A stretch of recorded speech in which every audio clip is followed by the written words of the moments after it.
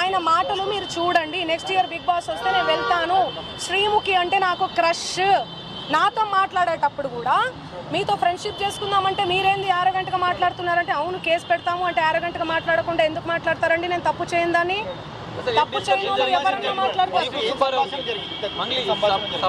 నేను మీకు వీడియో చూపిస్తాను, చూడండి ఎలా మాట్లాడుతున్నారు,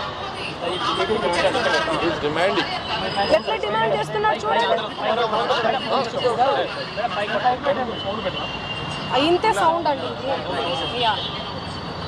చూడండి. నువ్వేమన్నా ఆకాశం నుంచి ఊడిపడ్డావా? నడుమంత్రపు సిరియా ఇదంతా ఇంత వల్గర్ లాంగ్వేజా?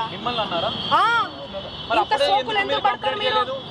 ఎలా వస్తానండి? నేను అదే చెప్తున్నా. పనులు ఉన్నాయండి, నాకు ప్రోగ్రామ్స్ ఉన్నాయి. కర్ణాటక పోయినాను నిన్ననే. నేను శ్రీదత్త యూనివర్సిటీలో కాలేజ్లో ప్రోగ్రామ్ కూడా చేశాను. మీరు చూడండి నా అప్డేట్స్ దయచేసి చూడండి. ఇన్స్టాలో నేను పోస్ట్ కూడా పెట్టడం జరిగింది. దీనికి నాకు ఏ సంబంధం లేదు. బాధితులకు దయచేసి పోలీస్ శాఖ వారు న్యాయం చేయండి.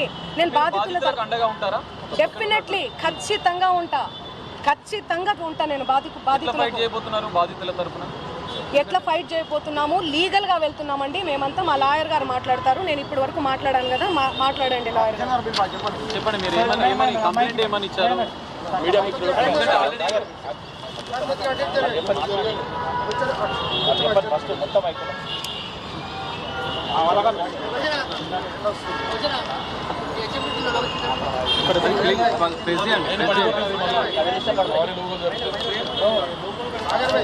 ఓకే కింద పడుతుంది.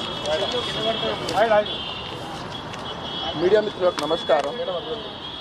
ఈరోజు మీ ముందు చెప్పడం ఏంటంటే, మన సింగర్ మంగ్లీ గారికి రెగ్యులర్గా ఇన్స్టాగ్రామ్లో ఇన్వాల్వ్ కాలేదని తెలిస్తే మీరేం చేస్తారు? మీడియా మిత్రులు అందరూ కూడా, నేను మీడియా ఫ్యామిలీ నుంచి వచ్చాను, మీరందరూ ఏం చేస్తారు? నాకు మాట ఇవ్వాలి.